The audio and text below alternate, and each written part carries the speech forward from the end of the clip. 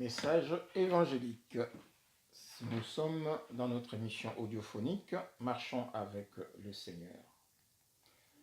Voilà, que le Seigneur Dieu Tout-Puissant bénisse tous ceux qui sont touchés par son esprit afin de suivre notre émission de ce soir. Bonsoir, shalom mon frère Philippe Pakou, mon pasteur, serviteur de son Dieu. Mon frère Chance Wazafi, que le Seigneur te bénisse.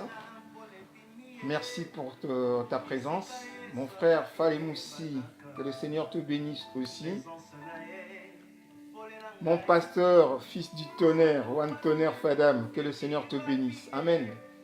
La gloire du Seigneur nous étreint le cœur. L'amour du Seigneur nous étreint le cœur et nous pousse à être fidèles dans notre engagement, afin que lui qui est fidèle puisse en fait déteindre en nous. Parce que notre fidélité dépend de la fidélité du Seigneur. Puisque lui il est fidèle, nous aussi nous devons être fidèles. Ce n'est pas nous qui faisons cette fidélité, qui faisons que nous soyons fidèles, mais lui il nous accomplit. Lui, il nous accomplit par sa grâce et fait que nous soyons fidèles parce que nous nous attachons à lui. Nous sommes devenus une seule chair avec le Seigneur et c'est sa fidélité qui déteint sur nous. Nous sommes fidèles parce que lui, il est fidèle. Amen. Voilà. Message évangélique, c'est cette émission audiophonique qui nous aide à découvrir qui nous sommes en réalité, qui est notre Dieu, qui est le Seigneur que nous servons, le roi éternel qui trône sur toutes choses. Amen. Et quand je parle comme ça de Yeshua, j'ai cette joie dans mon cœur, j'ai cette joie, cette joie dans mon cœur qui m'éclaire, qui m'illumine et qui m'accompagne partout où je vais. Et comme disent nos frères et sœurs, je n'ai pas honte de l'évangile, mais c'est une puissance. Amen. C'est une puissance qui nous accompagne partout où nous allons, parce que c'est lui qui nous a créés et en nous, et il ne nous lâche plus. Il est notre souffle de vie, il est notre respiration, notre nourriture, il est notre quotidien, il est notre nuit, il est notre jour, il est tout pour nous. Amen. Notre force, notre intelligence, notre foi, nos passions, notre passion.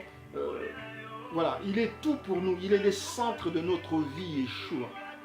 Amen. Nous ne pouvons rien faire sans lui. Nous ne pouvons aller nulle part sans lui. Amen. Marchons avec le Seigneur. Cette émission qui nous booste, voilà, qui nous donne des raisons d'espérer, qui nous donne les raisons de croire, qui nous donne des raisons de marcher encore, de persévérer, parce que nous savons qui nous sommes et nous savons en qui nous avons cru. Voilà. Bonjour mon frère frère ministre, shalom. Bonsoir mon frère, bienvenue Mbéavaga, Mwanga plutôt. Que le Seigneur te bénisse, shalom, shalom. Amen. C'est notre émission audiophonique Marchons avec Dieu, avec le Seigneur. Où le Seigneur nous apprend qui il est et qui nous révèle en fait qui nous sommes. Amen. Le Seigneur est là avec nous depuis ce matin, il est là avec nous.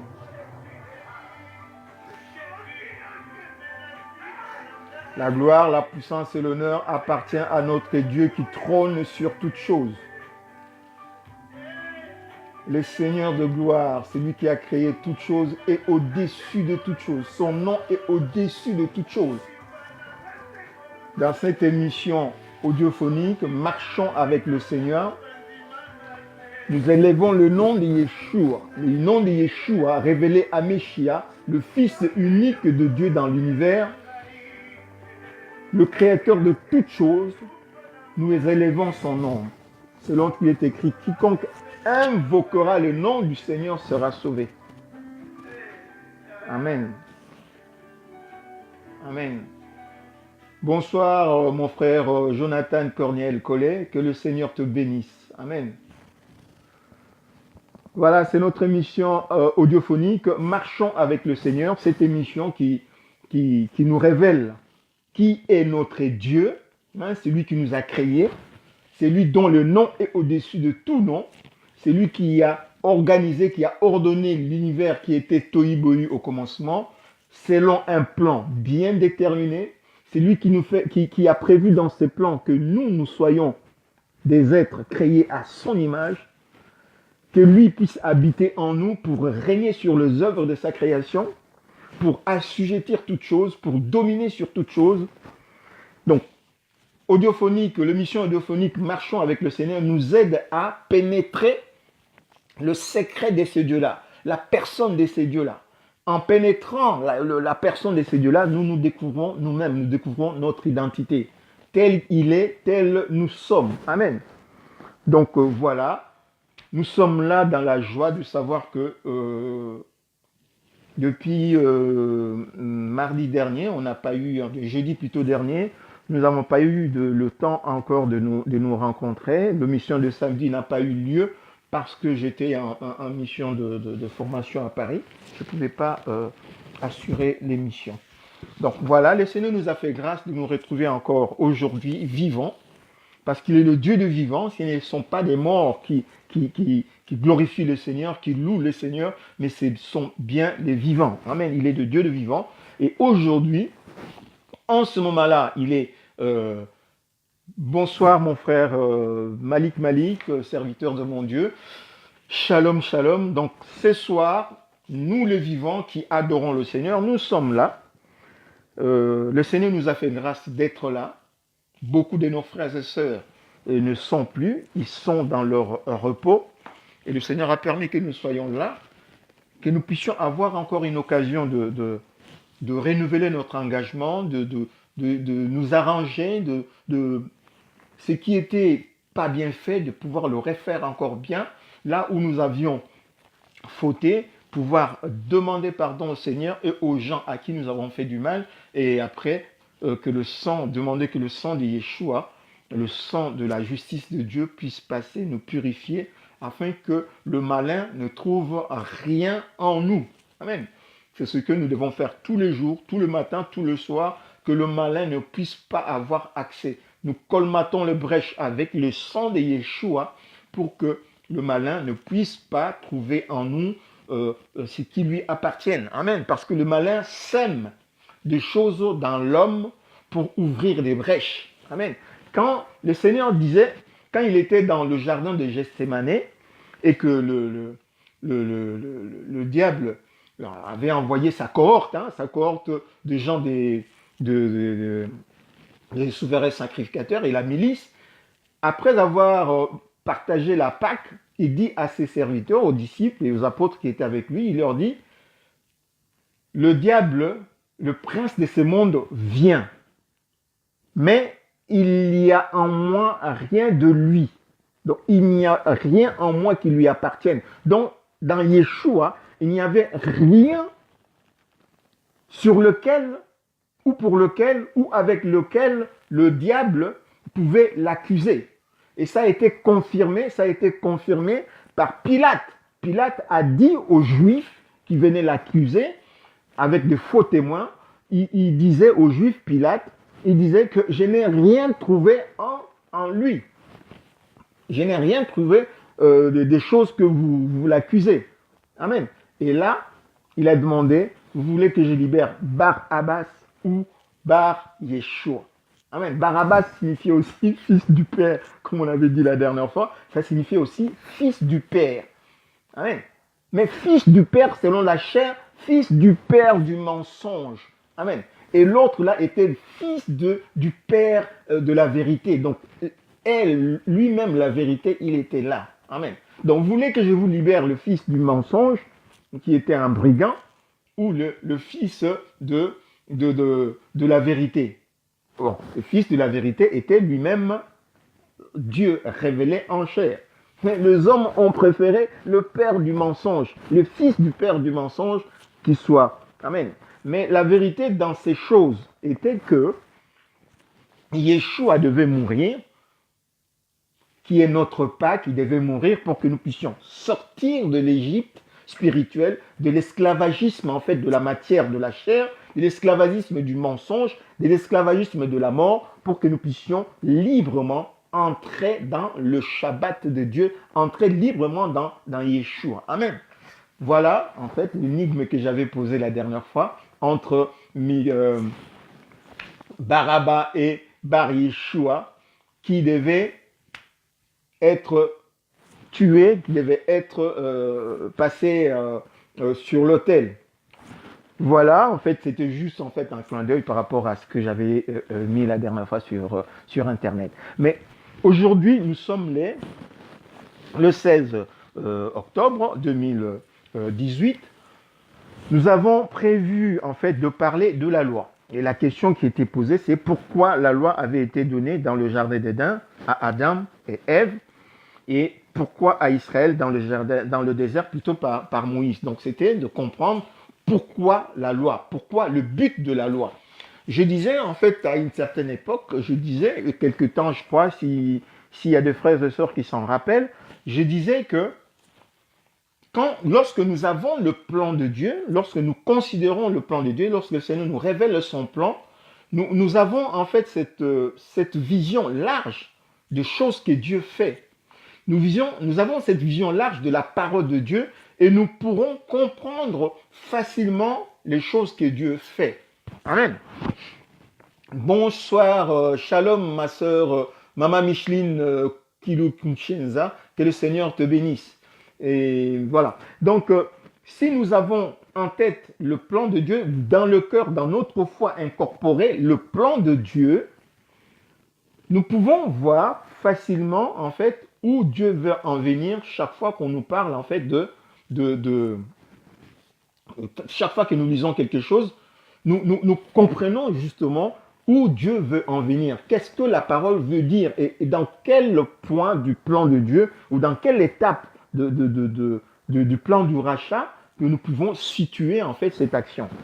Amen. Donc pour commencer, nous allons prier. Shalom ma sœur Patti Anzambe, que Dieu te bénisse, chroniqueuse du Seigneur.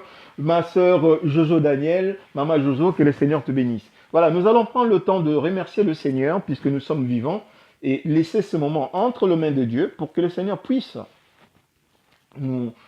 nous préparer à entendre en fait sa voix, moi-même, nous laisser vraiment entre les mains du Seigneur pour que le Seigneur puisse nous parler, que le Seigneur puisse nous enseigner, que le Seigneur puisse mettre vraiment sa semence, sa parole en nous, afin que cette semence, cette parole puisse produire le fruit pour lequel elle a été mise en nous, en terre, donc dans nos cœurs. Prions et laissons ce moment entre les mains du Seigneur. Elohai Yeshua, je te loue, je te bénis, je te loue, je te glorifie, Seigneur, parce que tu es Seigneur de Seigneur, parce que tu es roi de roi.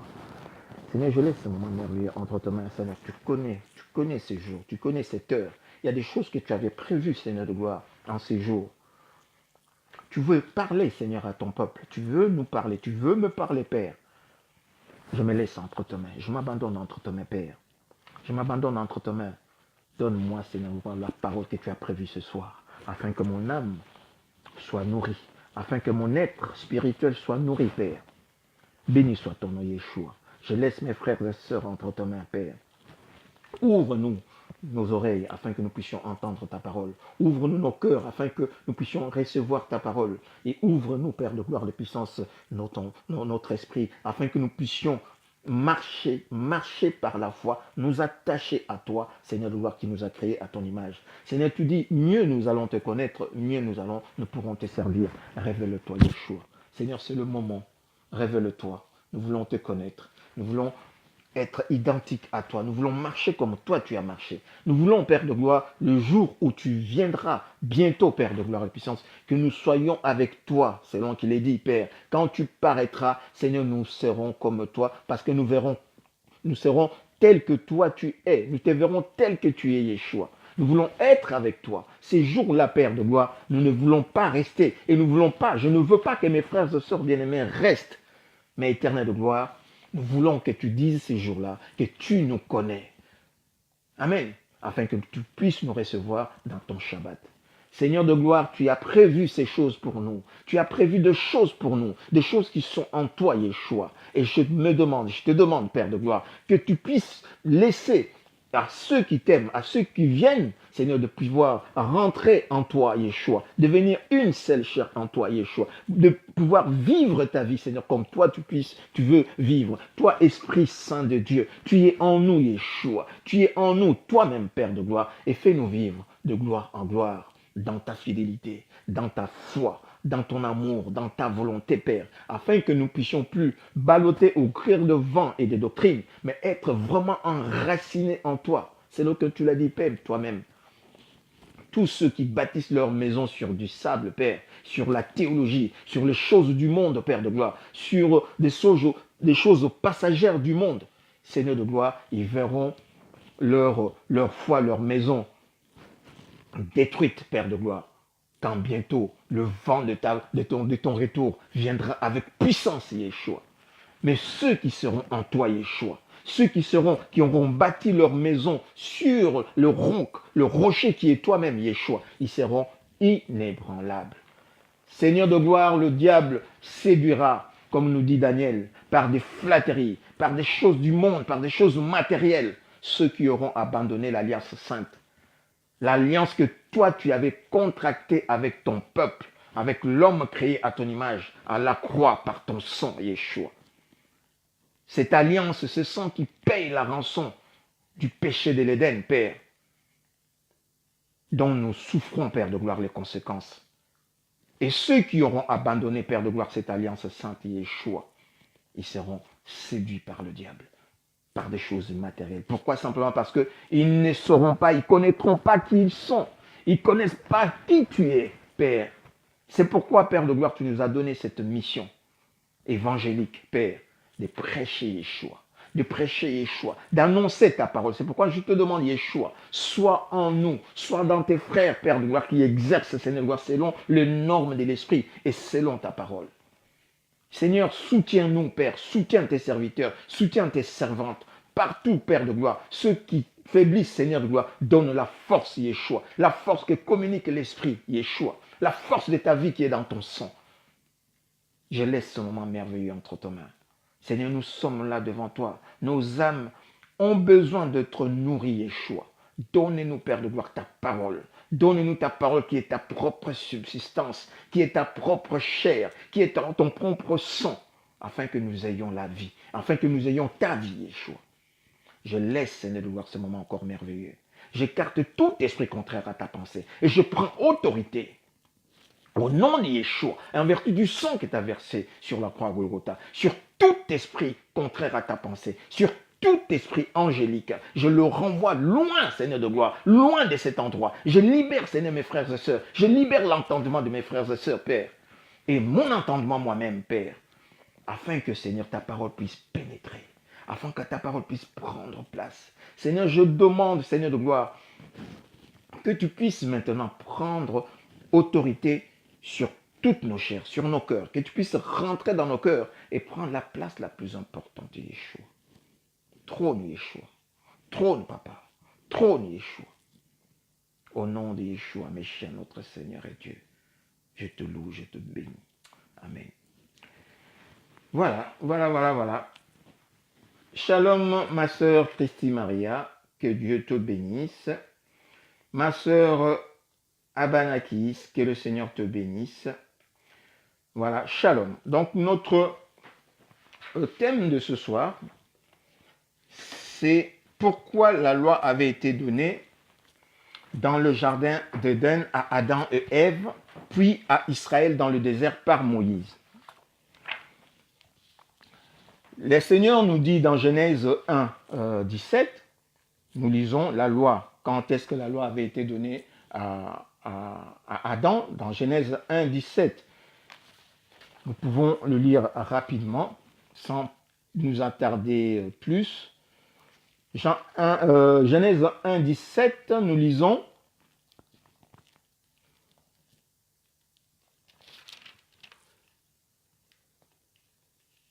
Non, Genèse 2, 17. Excusez-moi, Genèse 2, 17. Dans Genèse 2, 17, nous lisons.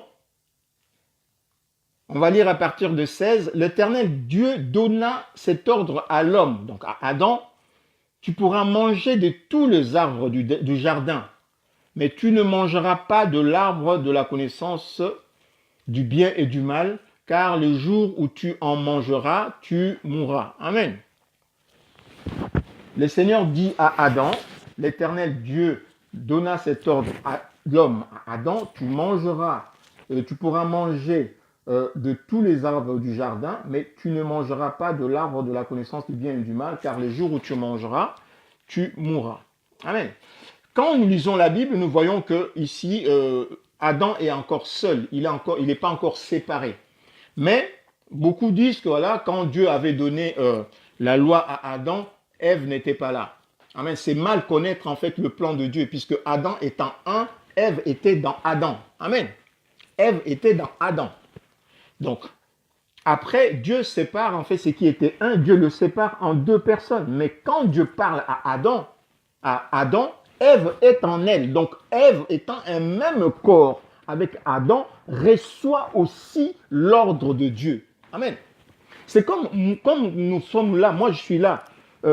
Quand je suis là, le Seigneur m'a parlé par rapport aux choses que je vis, que je fais, par rapport à la foi que j'ai aujourd'hui. Le jour où le Seigneur m'avait dit ces choses-là, la parole qui m'est fait marcher, mais mon oreille était avec moi, mon cœur était avec moi, mes jambes étaient avec moi. Si un jour, ma jambe se sépare de mon corps, on ne va pas dire que voilà les jours où Dieu m'avait donné, voilà, non, Ève était une partie intégrante de la femme, de l'homme plutôt. Donc, pendant que Dieu donne l'ordre à l'homme, Adam, Ève est en lui. Donc, ils sont un. Amen. Donc, les gens qui disent que voilà, ouais, quand Dieu donnait l'ordre à Adam, à Ève n'était pas là. Amen. C'est mal connaître en fait le plan de Dieu. C'est mal en fait une lecture peut-être biaisée de la Bible. Donc, nous lisons ça là. Et puis, nous allons lire aussi dans Jean plutôt 1, 17. Genèse 2, 17 et Jean 1, 17, où nous lisons, la loi a été donnée, Jean 1, 17, où nous lisons, la loi a été donnée par Moshe. Jean 1, 17, on nous dit, car la loi a été donnée par Moïse, la grâce et la vérité sont venues par Yeshua HaMashiach. Hein, je voulais juste en fait souligner que la loi avait été donnée à Adam et en Éden, et ici la loi a été donnée par Moïse dans le désert pour le peuple. Alors, mais pourquoi en fait la loi avait été donnée à Adam dans un premier temps pour commencer? Bon, on est en train de parler de la loi, peut-être qu'il faut en parler un peu, la loi. Qu'est-ce que c'est la loi? Selon le monde, en fait, comme nous disons, hein, la loi vient du mot latin lex, legis, qui signifie loi. C'est une règle juridique. La notion de la loi, en fait, c'est défini comme des textes juridiques établis par le Parlement. Donc, le Parlement, c'est l'ensemble de représentants de peuple qui représentent le peuple pour régler différents faits. Les lois ont été établies pour régler différents litiges entre le citoyen, entre eux, et entre les citoyens et l'État, qui représente en fait le peuple et défend les intérêts de ces derniers, puisque une personne peut léser en fait les intérêts du peuple et l'État en fait prend la défense du peuple.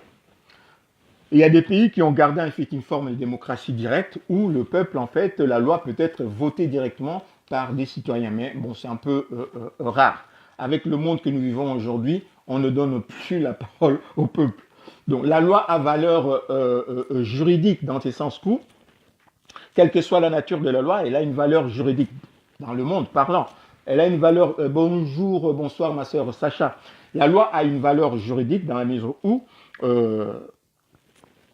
on peut utiliser, elle peut servir en fait pour défendre quelqu'un. Donc on peut porter la loi devant les tribunaux. Donc considérée comme telle, la loi ou la Constitution est donc l'ensemble de balises et de garde-fous que l'État met ou un gouvernement met pour faire respecter le droit de chaque citoyen d'une part ou obliger chaque citoyen d'autre part à accomplir ses devoirs. Parce que la loi pose en fait, la loi, on a un principe sur la terre ou dans la société, c'est qu'on a des devoirs. D'abord, dans un premier temps, on a des droits et aussi des devoirs. Donc, notre vie, nous avons le droit de bien vivre. C'est nos droits, nous avons le droit d'étudier, c'est nos droits. Il y a des choses où nous avons droit. Mais nous avons aussi des devoirs pour que justement ces droits-là soient respectés. Donc le droit des autres aussi soit respecté, qui fait que pendant que nous avons de droits, nous devons savoir que nous avons aussi des devoirs. Alors la loi dans la société essaye d'agencer en fait ces choses pour la bienséance en fait dans la société. Donc supposons qu'une personne effreine la loi restreint ipso facto la liberté de cette personne. Donc la personne elle est obligée par l'État à subir une peine qui va, selon la gravité de son infraction, d'une amende à une peine d'emprisonnement. Amen. Donc la loi essaye de permettre à l'individu d'apprendre de la vie le temps qu'il est mis à l'écart en prison. L'amende, en fait, normalement, doit apprendre à la personne que la prochaine fois, tu ne fais plus pareil. Mais aujourd'hui, les amendes, la prison, n'enseignent plus personne. La personne va en prison, il sort de la prison, il devient encore pire qu'avant. Donc l'amende ou l'emprisonnement, d'une façon en notion, on va dire, est une preuve qui devra normalement permettre à un individu de faire un travail sur soi-même pour s'améliorer afin de se réinsérer dans la société des hommes. Voilà. Donc, mais nous vivons aujourd'hui dans un monde où ce sont même en fait ceux qui font les lois qui, au lieu de mettre les lois qui sauvegardent en fait les intérêts du peuple, mais ils mettent des lois pour sauvegarder aujourd'hui dans des sociétés leurs propres intérêts. Donc, voilà en gros ce que nous pouvons retenir de la loi sans rentrer dans le détail. Hein, nous ne sommes pas des juristes, ou alors, en fait, là, on ne veut pas parler des juristes, mais on parle simplement juste pour brosser une idée de la loi selon le monde. Donc, nous devons savoir que la loi, c'est pour mettre un peu, organiser le monde, on sait qu'il y ait en fait la bienséance dans la société. C'est tout ce que nous pouvons retenir de la loi selon le monde. Mais la loi selon Dieu, justement, c'est ça qui nous intéresse. Pourquoi, justement, la loi selon Dieu? Si pour les hommes, en fait, qui élisent, en fait, les lois par d'autres hommes qui le représentent, l'État, en fait, c'est des hommes. Il faut savoir dans un moment que c'est des hommes. Dans la société, c'est des hommes qui prennent des lois. C'est des hommes qui représentent d'autres hommes et qui essaient d'imaginer des lois pour qu'il y ait une bienséance. Mais ces hommes-là, en fait, qui créent des lois, ils ne connaissent pas, en fait, l'homme. Ils ne connaissent pas vraiment l'homme. Ils ne connaissent pas vraiment le but que Dieu avait en tête en créant l'homme. Ils essayent juste d'organiser la société, d'organiser la cité. Mais pour que nous puissions connaître le but de la loi instituée par celui qui a créé l'homme à son image, nous devons en fait demander au Créateur. Pourquoi? Parce que le Créateur, il est le seul. Nous voyons en fait dans la société aujourd'hui que l'homme a créé, l'homme plutôt n'a pas créé, il a créé des lois, il a mis en place pour la bienséance de la société, mais on voit que ces lois n'arrivent pas à donner à l'homme la paix et la bienséance souhaitée. Donc, on dit même que voilà, s'il y a des lois qui sont à deux vitesses, une justice à deux vitesses, où il y a une justice pour le plus riche, il y a une justice pour le plus pauvre. Or, nous savons, comme je le dis, c'est le plus riche et justement qui institue justement les lois pour gouverner en fait la cité. Donc, maintenant, c'est des hommes qui gouvernent et ils font des injustices. Amen. Mais la loi de Dieu est pour la perfection. Amen. Car Dieu a, dans le plan de Dieu, Dieu a institué la loi pour amener les hommes à un bonheur parfait. Parce que Dieu a créé les hommes à son image. Ce n'est pas pour mettre la loi pour que la loi puisse en fait les écraser. Amen. On dit en fait qu'on connaît le péché, comme l'apôtre Paul nous dit, que j'ai connu le péché par la loi. En fait, il faut nuancer. Quand le Seigneur dit, tu ne tueras point, comme dans le jardin, tu ne mangeras point. Si tu manges, tu mourras. Le Seigneur ne dit pas que, en fait, le Seigneur ne démontre pas le péché en tant que tel. Le Seigneur nous met en fait des garde-fous.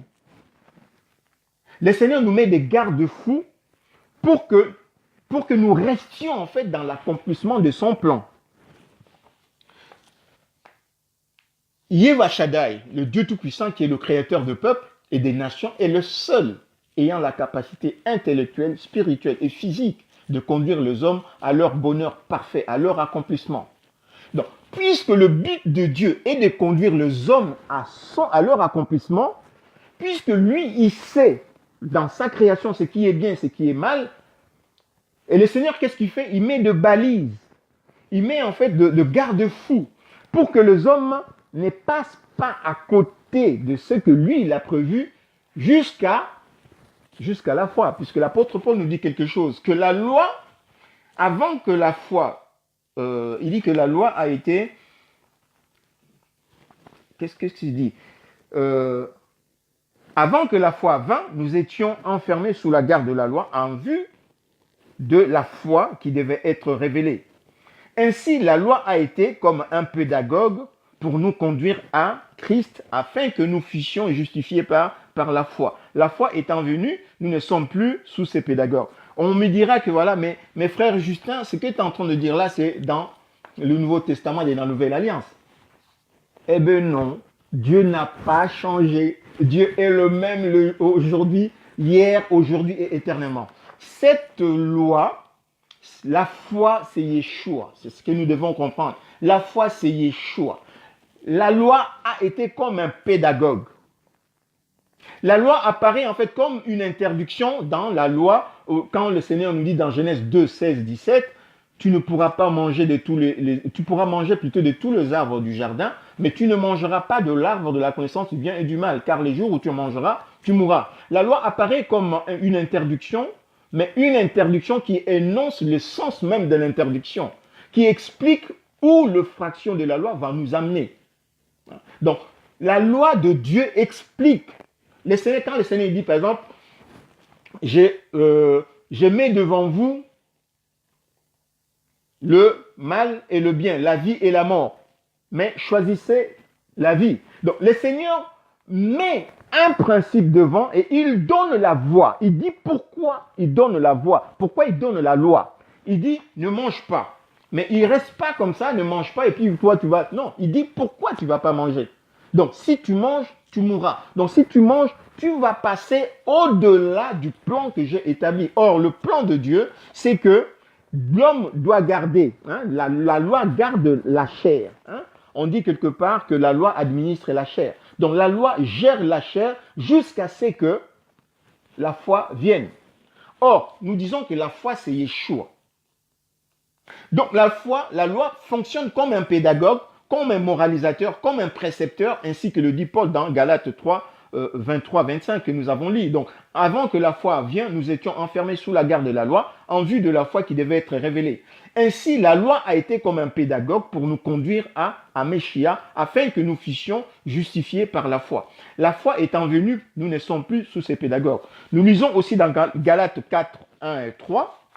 Or, aussi longtemps que l'héritier est enfant, je dis qu'il ne diffère en rien d'un esclave, quoiqu'il soit le maître de tout. Amen. L'apôtre Paul signale quelque chose. C'est-à-dire que l'héritier est enfant, il ne diffère pas de l'esclave, alors qu'il est le maître de tout. Or, nous savons que le maître de tout, c'est Yeshua. Amen. Donc, nous sommes héritiers.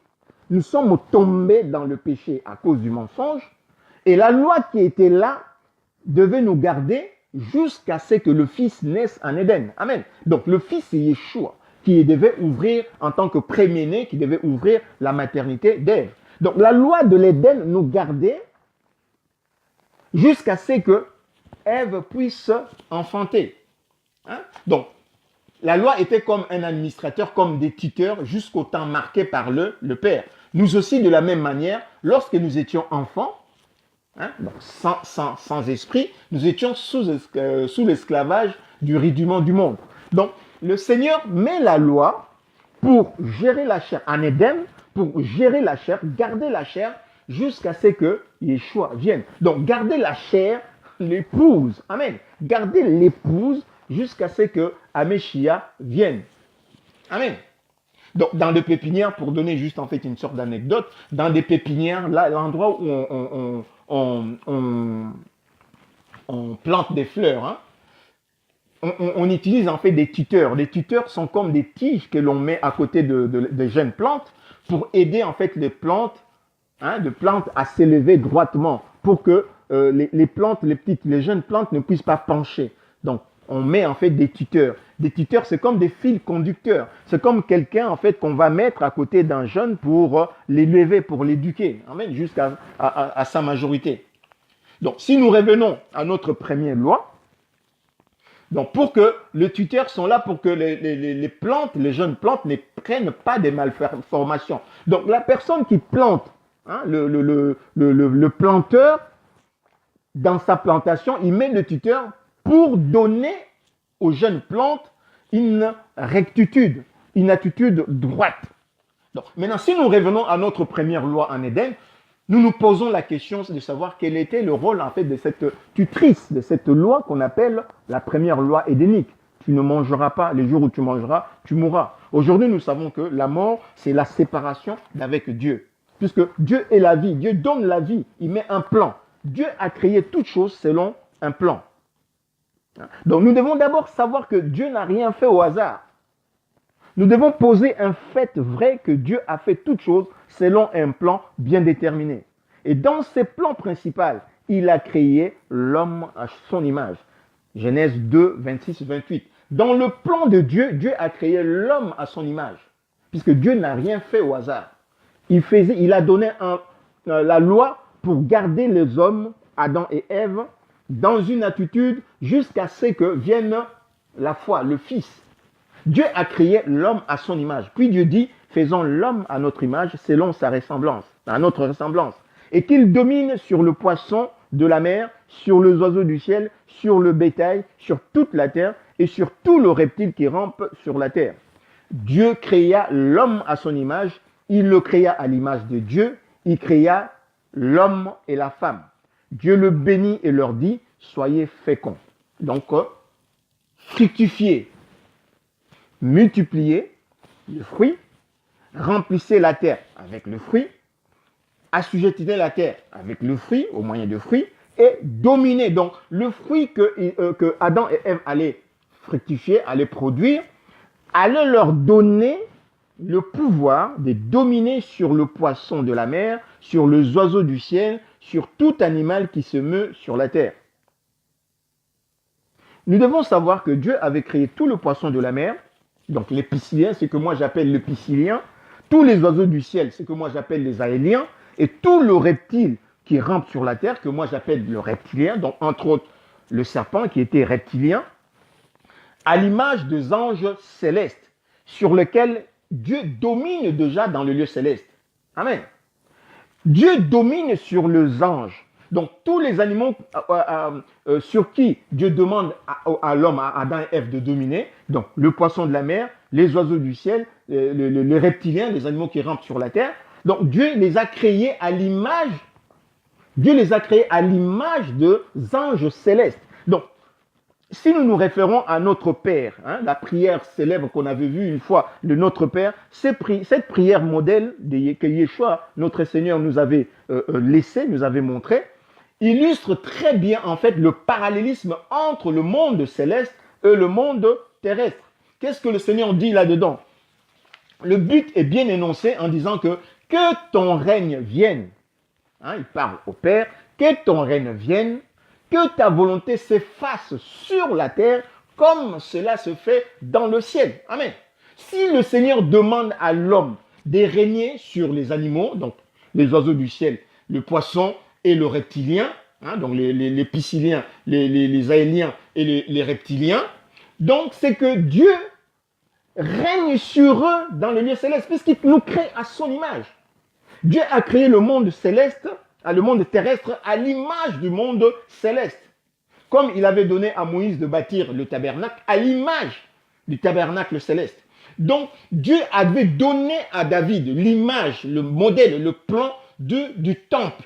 Parce qu'il y a le temple dans le lieu céleste. Amen. Donc, comme il y a les temples dans le lieu céleste, Dieu donne à Moïse, plutôt à David et à Salomon, de bâtir le temple selon l'image du temple qui est dans le ciel. Donc, Dieu crée l'homme à son image, afin que lui, l'homme, soit le temple, donc soit le corps de son incarnation dans l'univers, afin que lui-même, Dieu, en nous, il puisse régner sur les œuvres de sa création. Or, dans les œuvres de sa création, dans le lieu céleste, il y a les reptiliens, il y a des anges, des archanges, et sur la terre, il crée les reptiliens, donc les animaux, dont les serpents qui est reptilien, les pisciliens, donc les poissons dans la mer, et les aéliens, les oiseaux du ciel. Quand nous regardons dans le livre d'Apocalypse, nous voyons en fait les animaux qui sont décrits dans le livre d'Apocalypse comme des anges. On le voit comme des animaux. Donc Dieu a créé les animaux dans l'univers, sur la terre, à l'image des anges célestes. Et il crée l'homme à son image lui-même. Et il donne à l'homme l'autorité sur tous ces animaux qui sont les corps des incarnations des anges. C'est pourquoi le corps de l'homme est sacré. C'est le corps de l'épouse. Donc Dieu rentre dans le corps de son épouse. Aucun ange ne peut rentrer dans le corps de l'homme. Aucun ange ne peut posséder l'homme. L'homme est le temple du Saint-Esprit, le temple de Yeshua, le temple de Dieu. Donc aucun ange ne peut rentrer dans le temple de Dieu, dans le corps de Dieu. C'est comme si, en fait, un enfant, nous prenons Ruben, qui est allé sur la couche de son père Jacob. C'est une abomination. Donc, le fait qu'il y avait, par exemple, les enfants, comme il dit, les anges, sont descendus sur la terre et qui commençaient à coucher avec des enfants des hommes, des filles des hommes, le Seigneur dit que c'était une abomination. Et c'est pour cette raison que le Seigneur avait détruit en fait l'ancien monde avec deux eaux. Il a gardé Noé et sa famille. Amen. Donc, le corps de l'homme, c'est le corps de l'incarnation de Dieu. Dieu a créé l'homme à son image pour que l'homme soit les temple de son esprit, selon qu'il est dit, mon temple, ma maison, c'est la maison que lui-même a bâtie de ses propres mains, ma maison sera une maison de prière. La prière, en fait, c'est l'intimité avec Dieu. C'est cette osmose, cette unité, comme une femme connaît, un homme connaît sa femme. Ils sont dans cette intimité, dans cette osmose. Ils sont emportés dans le 7e ciel, comme on dit. Donc, avec le Seigneur, la prière, c'est cette intimité avec le Seigneur, cette prière intemporelle, quotidienne plutôt, et à tout moment, à chaque instant, comme si nous respirions. La prière, c'est une vie sans cesse avec Dieu. C'est une osmose, comment dire? C'est une relation de l'homme qui respire. La prière, c'est comme on respire. Amen.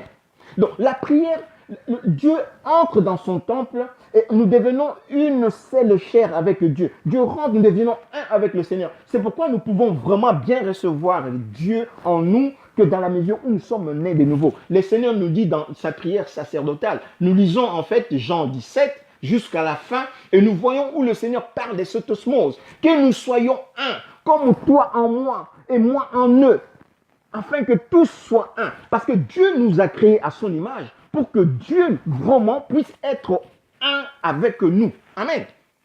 Que Dieu lui-même puisse s'incarner dans l'homme et de régner sur toutes les œuvres de sa création. C'est pourquoi Dieu donne la loi à Adam et Ève pour que... Donc Dieu, dans son plan, voulait que sa volonté se fasse sur la terre comme au ciel. C'est pourquoi quand Dieu a envoyé en fait son prophète Ésaïe demander au roi Akaz, nous le lisons dans Ésaïe 7, 10, 11, il dit à Akaz, au roi Akaz, de demander un signe. Donc Ésaïe 7, 10, 11, le prophète demande au roi Akaz, selon l'ordre de Dieu, de demander au roi Akaz de demander un signe. Il dit dans verset 11, demande en ta faveur un signe à Yahweh, à Yahweh, ton Dieu, demande-le soit dans le lieu bas, donc sur la terre, soit dans le lieu élevé. Donc, le signe que Dieu demandait à Akaz, que Dieu allait donner à Akaz, c'était le signe, c'était quoi? C'était la jeune fille deviendra enceinte et elle enfantera le fils qu'on va appeler Emmanuel. Donc, le signe dans le lieu bas, c'est Emmanuel, Yeshua. Et dans le lieu haut, c'est toujours lui, Yeshua. Parce que c'est lui qui est dans le lieu très haut, c'est celui-là même qui va s'incarner dans le lieu bas. Amen. Afin de régner sur toutes les œuvres de sa création. Il règne là-haut, il est le roi éternel. Et sur terre, il règne aussi, il est le roi éternel. Donc, c'est lui qui est dans le ciel et qui est descendu sur la terre. C'est celui qui est monté et qui remplit toutes choses. Amen. Donc, nous rentrons dans la révélation de Yeshua où nous comprenons maintenant en fait ce que Dieu veut que sa volonté se fasse sur la terre comme au ciel. C'est pourquoi il crée l'homme à son image. Il crée les anges, les animaux, selon les entités angéliques, selon leur domination, leurs autorités, leurs principautés, leur hiérarchie. Et nous voyons, c'est là aussi de même que quand les anges vinrent auprès de bergers à Bethléem, après la naissance, pour leur annoncer la naissance du Seigneur, ils dirent, je cite Luc 2, 14, « Gloire à Dieu dans le lieu haut et paix sur la terre parmi les hommes qui l'agréent. » Amen. Gloire à Dieu dans le lieu très haut et paix sur la terre parmi ceux qui sont agréables à Dieu. Ceux qui sont agréables à Dieu, c'est ceux-là qui ont Yeshua en eux. Hein? Ceux qui sont nés de nouveau en Yeshua. Ils sont agréables à Dieu parce qu'ils ont en eux ce que Dieu a de plus précieux. C'est sa parole. Amen. Quand nous sommes dans Yeshua, quand nous avons Yeshua, nous sommes nés de nouveau selon la parole et selon l'esprit. Nous sommes agréables à Dieu parce qu'en nous est incarné Yeshua. En nous, Dieu lui-même s'est incarné. Et c'est pourquoi les anges disent gloire à Dieu dans le lieu très haut. Parce que dans le lieu très haut, Dieu est le Tout-Puissant. Et sur la terre, ceux qui sont agréables à Yeshua, donc ceux qui ont Yeshua en eux, ils ont aussi le Tout-Puissant. Donc Dieu en eux est le Tout-Puissant. Celui qui est en nous est tout-puissant et plus puissant que celui qui gigote dans le monde, hein, le père du mensonge. Donc nous rentrons dans ces choses-là. Donc pour être agréable à Yeshua, il faut avoir en soi Ameshia, le Fils. Donc le Fils naît en toi, tu deviens toi-même fils. Le Fils naît en toi, ma sœur, tu deviens toi-même fille de Dieu. Donc il faut naître de nouveau afin que la gloire de Yeshua, la gloire de Dieu, se manifeste en nous, comme cela se manifeste dans le lieu très haut. Amen. Afin que nous dominions sur terre comme celui qui est en nous domine dans le lieu céleste. Amen. Dans le lieu très haut, le Dieu Tout-Puissant domine. Et lui, il est en nous. Nous devons dominer. Nous avons le devoir de dominer sur toute chose. Donc, les anges, hein, les Pisciliens, les Pisciliens, parmi les Pisciliens, maintenant, en fait, on voit quoi? On voit les sirènes, hein, les principautés maritimes. On voit les reptiliens, les principautés, le diable c'est un reptilien, l'ange Lucifer c'est un reptilien. Amen. Et on voit aussi les aéliens, hein, les anges zélés. Donc, tous ces anges-là qui sont des esprits et qui s'incarnent dans des formes que Dieu leur a données, ils doivent fléchir devant nous. La Bible dit quoi? La Bible nous dit que quand le Seigneur, quand Dieu fit entrer de nouveau le Fils, qu'est-ce qu'il dit? Que tous les anges de Dieu l'adorent. Amen. Quand Dieu fit entrer de nouveau le Fils, il avait été décrété que tous les anges de Dieu l'adorent. Et pourquoi donc?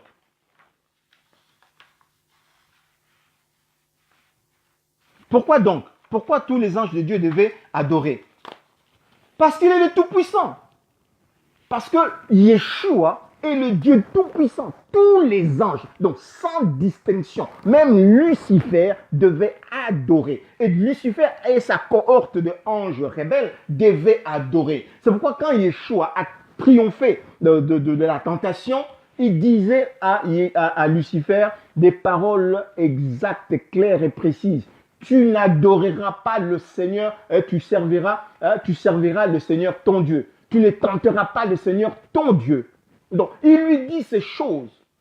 Et le diable savait très bien, si Yeshua était en train de mentir, mais le diable allait le prendre et dit, mais qu'est-ce que tu es en train de raconter? Tu es Dieu depuis où? Tu es fils de Dieu, tu n'es pas Dieu. Mais il lui dit qu'il n'y a qu'un seul Dieu. Tu ne tenteras pas le Seigneur, ton Dieu. Donc, Yeshua, dans son incarnation, il est Dieu tout-puissant. Amen. La Bible, l'apôtre Paul dit que tout en lui habite corporellement, donc en forme de corps, en lui habite corporellement toute la plénitude de Dieu. Alors, je ne sais pas, pour mes frères qui sont trinitaires, quand on dit toute la plénitude de Dieu, je ne sais pas et c'est à quoi ils pensent. Pour moi, dans ma petite foi, quand on me dit toute la plénitude de Dieu, donc Yeshua est le Tout-Puissant. C'est pourquoi l'apôtre Jean dit dans 1 Jean 5, 20, le Fils de Dieu est venu. Donc le Fils de Dieu s'est révélé, il nous a ouvert les yeux, il nous a donné l'intelligence pour pénétrer, pour connaître le véritable. Il dit, nous sommes en lui-même, en lui, donc lui-même, Yeshua Haméchia. C'est lui la vie, le Dieu véritable et la vie éternelle. Donc lui, Yeshua, révélé dans la chair, venu dans la chair, il s'est révélé, même sur le chemin de Damas, il s'est révélé. Celui qui était le plus bouillonnant, qui doutait, qui persécutait les chrétiens, a entendu, je suis Yeshua que tu persécutes. Waouh! Donc Yeshua, le Dieu tout-puissant, Yahweh Shaddai, est venu en forme de chair. Et en Éden maintenant, c'est quoi? Nous voyons comment Yeshua est venu dans l'univers. Et en Éden, Dieu a donné la loi. Et nous revenons en fait sur la mission que Dieu a donnée. Pour comprendre cela, nous revenons sur la mission que Dieu avait donnée à Adam et Ève. Qu'est-ce que la mission, la première mission que Dieu a donnée? Quand Dieu a créé l'homme et la femme à son image, qu'est-ce qu'il leur a dit? Il a dit, fructifiez, soyez féconds. Mais quand on dit soyez féconds, ce n'est vraiment pas en fait c'est trop faible. C'est fructifier, c'est-à-dire produisez le fruit. Après, le deuxième point, multiplier. Multiplier quoi? Multiplier le fruit. Et après, remplissez la terre avec quoi? Avec le fruit multiplié. Mais ils vont multiplier comment? On va revenir. Et puis, l'assujettissez. Donc, assujettissez la terre. Donc, quand on dit assujettir, c'est faire de quelqu'un son subalterne, son sujet. Donc, quand on dit sujet, c'est que toi, tu as autorité, tu es roi sur la personne qui devient en fait ton sujet, qui devient ton subalterne. Donc, quand on dit assujettissez la terre, donc faire de la terre, donc de toute la terre, son sujet. C'est-à-dire que l'homme est roi sur toute la terre. Donc, l'homme est roi. C'est pourquoi le Seigneur a fait de nous, nous disons, le royaume de sacrificateur. Nous sommes de rois. Lui, il est roi, nous sommes de rois. Amen. Donc, nous sommes de rois pour régner sur la terre et lui étant en nous. Amen. Donc, cela paraît clairement établi que la loi en Éden avait pour but de garder Adam et Ève dans leur chair jusqu'à la foi afin qu'ils puissent accomplir la mission énoncée dans Genèse 2, 26, 8. Amen. Cette mission qui dit, à la fin, dominer sur le poisson de la mer, sur les oiseaux du ciel et sur tout animal qui meut en fait sur la terre. Donc les animaux que je disais, donc le poisson, les pisciliens dans la mer, les oiseaux du ciel, des aéliens, et les animaux qui rampent sur la terre, donc des reptiliens. Donc tous ces animaux-là, les seigneurs donnent à l'homme de dominer sur eux, mais le premier point de la mission, c'est quoi? C'est fructifier. Amen. Et nous savons que pour fructifier, il faut une semence. Pour fructifier, il faut une semence. Et il faut que la semence soit déposée dans une terre qui va produire la vie. Donc, entre maintenant, on garde le terme qui est assez approximatif, soyez féconds. Entre Adam et Ève, séparés, qui est fécond? Qui peut féconder, qui peut recevoir en fait une semence et féconder la semence et produire la semence? C'est la femme. Amen. C'est la femme. Donc, Dieu envoie Lucifer, qui en ce moment-là, Lucifer n'a pas encore péché. Donc, Lucifer en ce moment-là, c'est un archange. C'est celui dont on parle dans Ésaïe, dans Ézéchiel, dans celui dont on parle chérubin protecteur dans Ésaïe, dans Ézéchiel. C'est celui dont on dit chérubin protecteur dans Ézéchiel.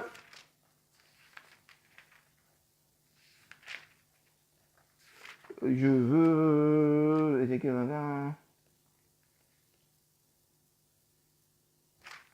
Dans Ézéchiel 28.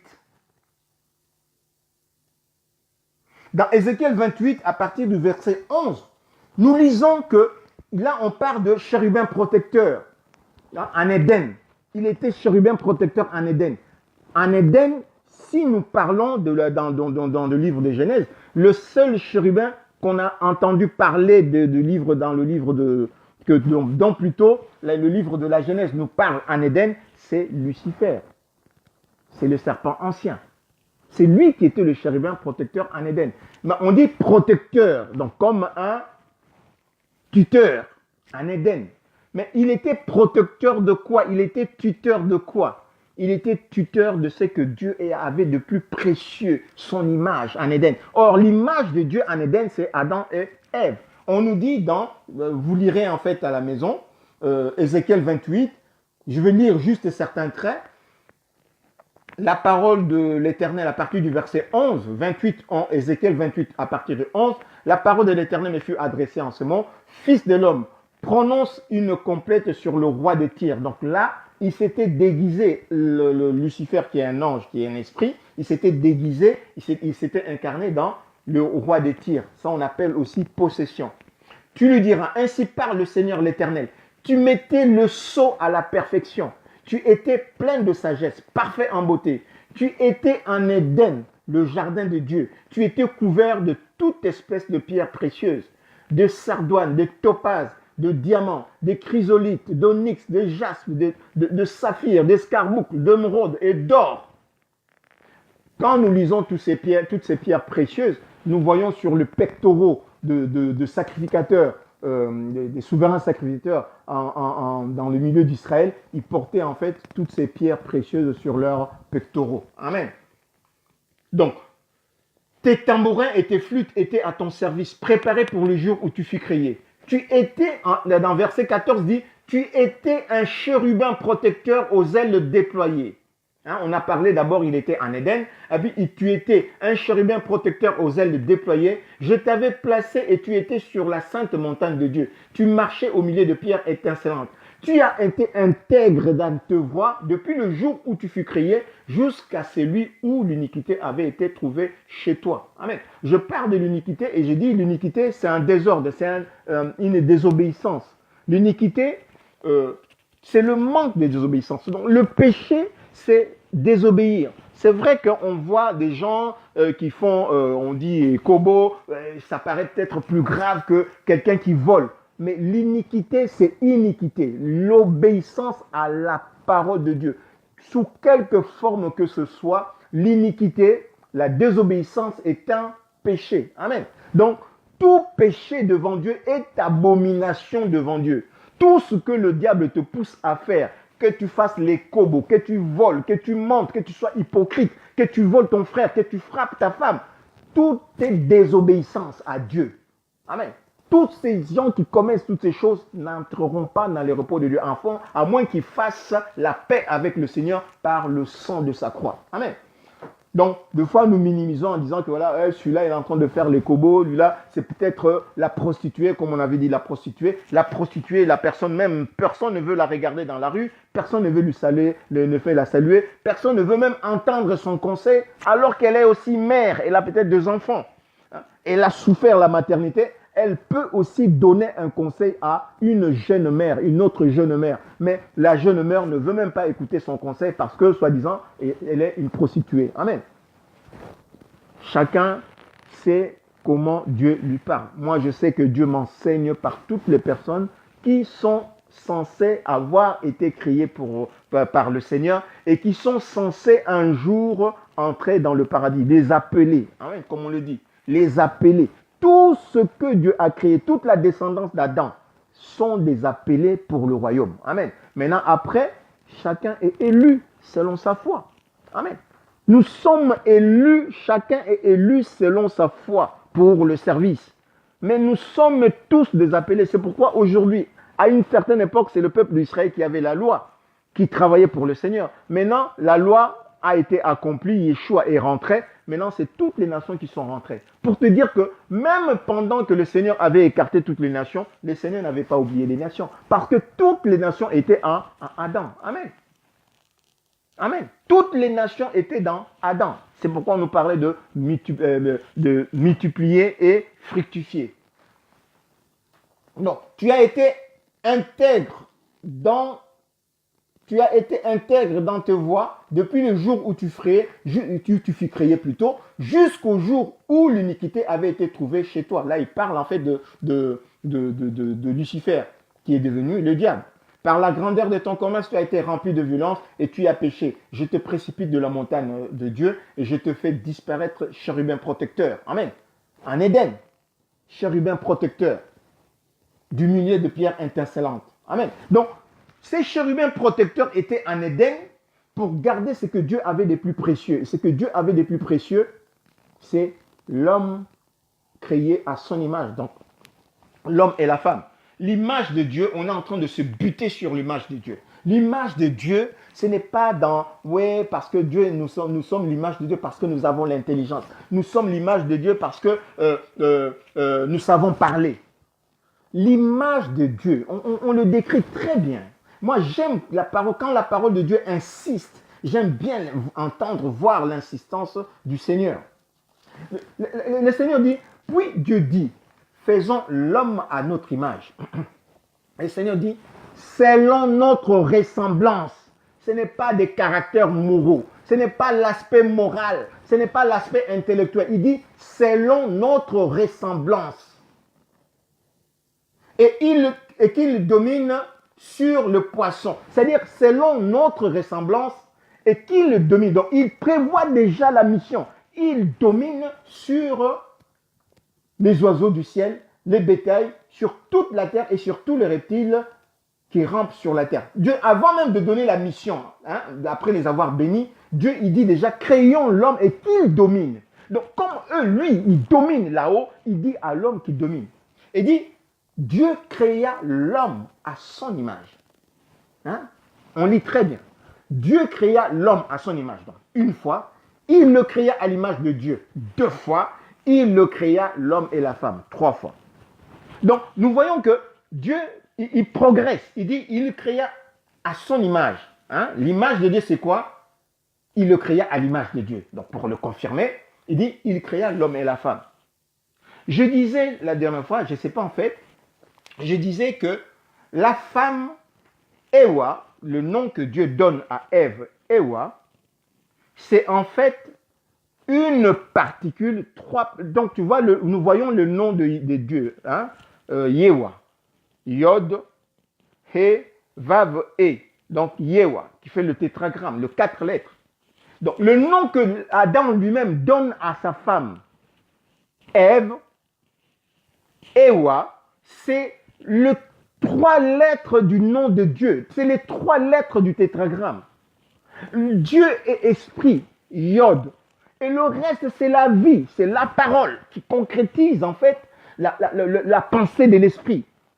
Donc, c'est que l'esprit conçoit, l'esprit dit une parole et la parole concrétise la pensée de l'esprit. Donc, Dieu est esprit et parole. Dieu est esprit et vie, puisque la vie, c'est la parole. C'est la parole qui crée la vie de l'esprit, selon le plan que de l'esprit. Donc, Dieu crée l'homme à son image. Il le crée homme et femme parce que Dieu est esprit, mais dans l'esprit, il y a la parole. Comme moi, frère Justin, je suis un homme, mais tant que je n'ai pas dit ma parole est dans ma pensée. Vous ne saurez ma parole que le jour où je vais la déclamer. Amen.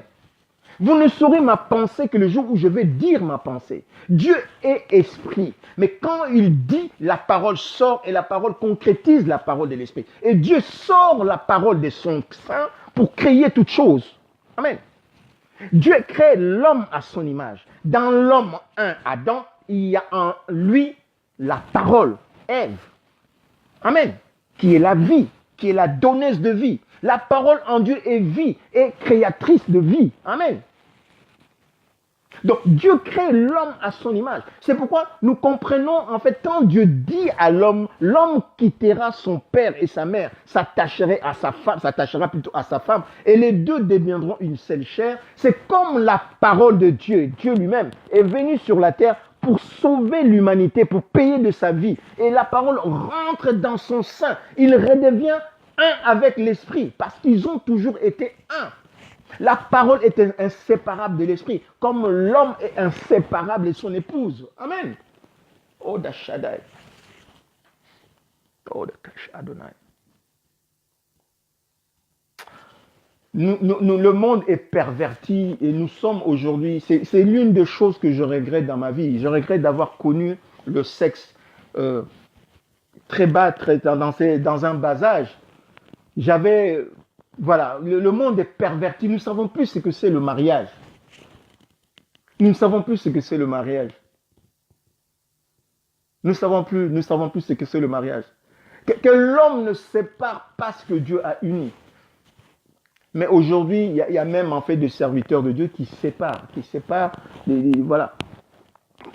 des couples qui sont en train de s'aimer les années. Mais nous savons que c'est l'œuvre du diable et il est le père du mensonge depuis le commencement. Donc l'image de Dieu, c'est un couple uni, l'homme et la femme en osmose, l'homme et son épouse en osmose, unis comme une seule être, une seule personne. Amen. C'est ce que Dieu dit, ma maison, c'est une maison de prière. Donc la femme en tant que telle, c'est comme la maison de son mari. Donc son mari rentre dans sa maison, il rentre et pénètre dans sa maison, il reste dans sa maison, c'est sa maison, c'est son corps. Donc Dieu rentre dans l'épouse, nous sommes le corps, membre du corps de l'épouse. Donc Dieu rentre en nous, nous sommes la maison de prière, donc nous sommes cette vie avec Dieu. Amen. Cette vie éternelle avec Dieu. Donc l'homme aussi, quand il rentre dans sa femme, quand il se rencontre avec sa femme, ils deviennent une seule chair. Et la prière, la vie du couple, justement, c'est cette unité-là, perpétuelle. L'homme et la femme. C'est ça, justement, le mariage. C'est ça, donc, c'est cette vie de couple, c'est cette vie en osmose, c'est cette vie où vous êtes unis. Donc, l'homme a quitté, il est venu, il a rencontré sa femme et il s'est attaché à sa femme. Les deux sont devenus un et personne ne peut séparer. Donc, ne laissez personne rentrer entre vous deux. Amen. Ne laissez personne rentrer entre ton homme et ton épouse, avec ton homme et ta femme. Ne laissez personne. Parce que Dieu dit que personne ne sépare, c'est que lui, à moins que ce ne soit pas lui qui a uni. Amen. Si ce n'est pas lui qui a uni, amen. Vous pouvez. Amen. Oh, les Shaddai. Donc, le but maintenant que Dieu donne à Adam et Ève, nous comprenons qu'en ce moment-là, Adam et Ève est encore vierge. La Bible nous dit, l'apôtre Paul nous donne une révélation. Il dit que Dieu avait donné à la femme la chevelure comme un signe de gloire en Éden. Donc l'homme n'avait pas ces signes de gloire, mais Adam, Ève plutôt, avait ces signes de gloire sur sa tête. Et à quoi servaient ces signes de gloire? Donc l'ange qui devait venir, puisque Adam et Ève, dans le jardin d'Éden, physiquement, on ne pouvait pas les différencier. Donc, comme mon frère Malik avait enseigné la dernière fois, sois béni mon frère Malik, puisque tu es là. Mon frère Malik avait enseigné la dernière fois que l'homme et la femme, Dieu a créé dans la femme, il a créé une aide semblable à Adam. Donc, aide semblable, c'est-à-dire que quand tu regardes la femme, quand Adam devait regarder la femme, il s'était vu lui-même. C'est pourquoi Adam s'est exclamé en des termes clairs. Voici la chair de ma chair, l'os de mes os. Donc, voici moi-même une aide semblable. C'est-à-dire que quand Adam s'est regardé, il a vu Ève, il s'est vu lui-même. C'est un reflet de lui-même. Amen. Donc, l'aide semblable, c'est soi-même. Donc, c'est soi-même. Donc, il l'a vu lui-même. Donc, maintenant, on ne pouvait pas les distinguer les deux. Et qu'est-ce que Dieu a fait? Dieu a mis maintenant sur la tête de la femme, il a mis la chevelure comme un signe de gloire. De la même façon que la force de Salomon de Samson était sur ses cheveux, Dieu a donné à la femme la chevelure comme un signe de gloire. Donc, les anges pouvaient voir la femme et savoir que celle-là, elle avait l'onction sur elle. Donc, l'ange que Dieu, Lucifer, porteur de lumière, qui devait aller voir la femme qui était vierge en Éden, et devait lui apporter la semence, la parole, afin que Ève puisse fructifier pour remplir la mission. Donc, Lucifer, étant encore chérubin protecteur, comme on dit, porteur de la lumière, il n'était pas lui-même la lumière, mais il portait la lumière, qui est la parole de Dieu, comme nous ne pouvons le lire dans Jean 1, de 1 à 12. Au commencement était la parole était avec Dieu, la parole était Dieu, elle était la lumière, voilà. La parole que Lucifer devait porter, c'est la lumière. Donc c'est Lucifer qui devait donner cette lumière, cette semence à l'épouse qui était vierge sous la loi de l'Éden, afin que Ève, en recevant cette parole, de la même façon que Dieu avait dépêché l'ange Gabriel pour voir la Vierge sous la loi de Moïse, Myriam, recevoir la parole et concevoir le Fils, et le Fils qui est Dieu lui-même. Donc c'est le Fils, le fruit que Adam et Ève devaient produire dans le jardin d'Éden, c'est Yeshua, le Fils de Dieu. C'est lui qui devait le faire rentrer maintenant dans la plénitude de Dieu. De la même façon que nous, aujourd'hui, le Seigneur nous dit que voilà, je suis la parole. Ma chair est vraiment une nourriture, mon sang est vraiment un breuvage. Dieu avait donné un signe, il demande à Adam, à Abraham plutôt, d'aller immoler son fils. Mais à la place, il met un bouc. Dans le jardin d'Éden, Adam étant le premier, le fils qui allait leur naître, c'est lui le fruit. Et j'aime bien parce que le Seigneur parle de fruits. Il dit soyez féconds. Donc, regarde en fait, le terme qu'on traduit par soyez féconds, c'est à peu près le même terme qui s'apparente à fructifier. Mais il y a des exégètes qui sont un peu partagés entre soyez féconds, donc produisez des enfants, puisque être fécond pour un homme, c'est produire des enfants, et fructifier. C'est à peu près le même terme. Mais on est en train de voir quel est le terme qui pourrait à plus s'apparenter à quelque chose qu'on peut manger. C'est fructifier. Donc produisez le fruit. Alors que Dieu interdit à Adam et Ève de manger le fruit de l'arbre défendu qui est dans le centre du jardin, il dit à Lucifer d'aller donner à Ève la semence. La semence va faire naître, en recevant la semence plutôt, Ève va fructifier, il va donner un fruit.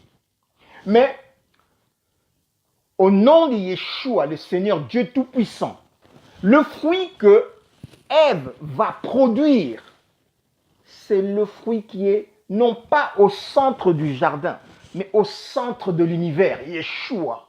C'est au centre de l'univers, parce que le fruit que Adam, et plutôt Ève, va enfanter, va produire, c'est Yeshua, le Dieu Tout-Puissant qui est au centre de l'univers. Non pas au centre de l'Éden, mais au centre de l'univers. Amen. C'est le fruit qui est au centre de l'univers. Et c'est ces fruits-là qui vont nous faire pénétrer et dans l'esprit, dans un premier temps, pour que nous puissions avoir l'autorité sur toute chose, parce que nous sommes en lui. Donc, Yeshua, que le Tout-Puissant, Yeshua, le Tout-Puissant, que Adam, Ève plutôt va enfanter, c'est le fruit d'un arbre qui est au centre de l'univers. Et c'est cet arbre-là qui donne son fruit à tout l'univers. Amen. Donc, voilà en fait le péché de Lucifer. Et c'est là où Lucifer, comme nous l'avons lu dans Ézéchiel 28, Dieu était un ange. Lui, il était un ange. Il était un ange, il était un être de l'esprit, il avait des pierres précieuses tout autour de lui et il regardait les hommes comme de la boue, parce qu'ils étaient faits de la boue. Amen. C'est pourquoi nous disons, ne soyons pas orgueilleux. Le Seigneur punit en fait l'orgueil. L'orgueil nous pousse à faire des choses terribles. Quand nous regardons nos frères et sœurs de haut, comme des êtres de choses de rien, des personnes inutiles, nous sommes en train de nous associer à Lucifer, parce que c'est le même esprit qui avait animé Lucifer pour pousser les hommes à la désobéissance, afin que lui puisse être toujours au-dessus d'eux et les dominer. Amen. Donc, regardons nos frères comme nos frères, puisque nous sommes de la même nature. Amen. Yeshua lui-même étant la parole, on nous dit dans Hébreu, on dit que c'est lui qui sanctifie Yeshua, la parole, et ceux qui sont sanctifiés sont tous issus d'un seul, donc des dieux. C'est pourquoi il nous appelle frère, il est notre aîné, il nous appelle frère, alors qu'il est le Dieu tout-puissant. Mais il nous appelle frère, pourquoi? Parce que nous avons été créés à l'image de Dieu, donc à son image. Amen. Parce que Dieu nous a créés à son image. Et il veut nous faire rentrer dans la plénitude de son image, de sa personne. Donc, fructifier. Il dit, fructifier. Mais comme Ève n'a pas reçu la semence, elle n'a pas pu fructifier. Elle n'a pas pu fructifier, la pauvre. Elle n'a pas pu fructifier. Et la mission n'a pas pu être accomplie. Donc, fructifier, comme je disais, c'est produire le fruit. Et il nous dit, si Ève avait fructifié Yeshua, la Bible nous dit que tous tes fils seront disciples de l'Éternel. Dans Ésaïe 53, 13, donc on parle de la Jérusalem céleste. Donc, Jérusalem céleste qui devait faire mettre dans la femme la semence. Jérusalem céleste, c'est la parole de Dieu elle-même, qui devait descendre dans Ève et faire enfanter Yeshua, Ève, le fils. Et en enfantant le fils, il devait multiplier. Donc, qu'est-ce que nous dit dans Ésaïe 54, 13? C'est que tous tes fils seront disciples d'Éternel et grande sera la postérité de tes fils. Amen. Donc, tous les enfants de Ève seront disciples de l'Éternel. Et sa postérité sera grande, selon le plan. Donc, fructifier, multiplier, remplissez la terre, l'assujettissez et dominer. Dominer sur... Voilà. Donc, tout ça n'a pas pu être accompli. Donc, n'ayant pas fructifié, il n'a pas pu multiplier les fruits. Donc, enfanter des enfants qui seront identiques au premier fruit, au premier-né. Remplissez la terre avec eux, avec le fils produit. Ici, c'est l'univers. Donc, remplissez la terre, donc remplir l'univers. Donc, en fait, dans Ésaïe 45, 18, on nous parle, Dieu nous dit que Dieu, créateur de cieux, c'est le Dieu qui a formé la terre, l'a faite pour que, et qui l'a affermie, il l'a créée pour qu'elle ne fût pas déserte, et qu'il l'a formée pour qu'elle fût plutôt habitée. Là, on dit, Dieu a créé le ciel et la terre. Le ciel, c'est le ciel. Mais quand on parle de la terre, on parle de l'univers. Quand on parle de la terre, on parlait de l'univers. Donc ici, quand le Seigneur dit que voilà, Dieu a créé, a formé la terre et qu'il l'a faite et qu'il l'a affermie, qu'il l'a créée pour qu'elle ne fût pas déserte, mais qu'il l'a formée pour qu'elle fût habitée. Donc Ésaïe 45, 18. Donc on parle de l'univers. Dieu n'a pas créé l'univers pour qu'il soit vide comme nous le voyons aujourd'hui. Aujourd'hui, on est en train d'aller chercher de partout si on peut trouver des formes de vie. Il n'y en aura pas. Au nom de Yeshua, il n'en aura pas. On trouvera des anges, peut-être des anges rebelles qui pullulent dans l'univers. Des anges rebelles qui sont des esprits qui sont en train de pulluler dans l'univers. Mais on ne trouvera pas d'autres formes de vie. Pourquoi? Parce que Dieu a cantonné les hommes sur la terre. Si nous comptons, si nous avions la vie éternelle depuis le commencement, depuis Adam jusqu'à aujourd'hui, il n'y aurait pas de place pour mettre tous les hommes sur la terre, là, malgré son gigantisme. Il n'y aurait pas eu de place. Mais le Seigneur, justement, a créé l'univers pour que les gens habitent dans l'univers. Dans un corps, nous sommes des esprits. Étant nés de Dieu, nous sommes des esprits. Chacun prendra le corps qu'il veut, on aura de corps spirituels. Amen. Donc, assujettissez la terre et dominez sur le piscilien, les aéliens, le reptilien, donc sur tous ces animaux énumérés ci-dessus, qui sont des corps des incarnations des anges, comme le disait, des archanges, des chérubins, selon leur principauté, selon leur hiérarchie, selon leur domination. Oh mon Dieu, j'ai passé le temps, on va finir bientôt là. Comme ça, on va mettre en fait une deuxième partie pour la prochaine jeudi. Donc, archanges, chérubins, selon leur principauté, selon leur hiérarchie, selon leur domination, selon leurs autorités. Je voulais faire une petite parenthèse en fait pour les autorités. La dernière fois, j'avais parlé avec un frère, on parlait de l'autorité. C'est un petit truc aussi que j'avais mis sur Internet. Mais on parlait des autorités et je disais que voilà, toute autorité ne vient pas de Dieu. Je le disais au nom de Yeshua, je disais que toute autorité ne vient pas de Dieu. Il faut nuancer ce que l'apôtre Paul dit que toute autorité vient de Dieu. Il faut nuancer cela. Pourquoi je le dis? Toute autorité ne vient pas de Dieu. Toute autorité ne vient pas de Dieu et j'insiste. La façon dont les choses sont hiérarchisées, je vais dire une chose. La façon dont les choses sont hiérarchisées vient de Dieu. Amen. La façon dont les choses sont hiérarchisées, donc il y a le roi éternel, il y a des fils, il y a les autorités, ça vient de Dieu. Mais toute autorité ne vient pas de Dieu. L'autorité qui vient de Dieu, l'autorité qui vient de Dieu, c'est celle qui a elle-même Dieu au-dessus d'elle. L'autorité qui vient de Dieu, c'est l'autorité qui a comme roi Yeshua.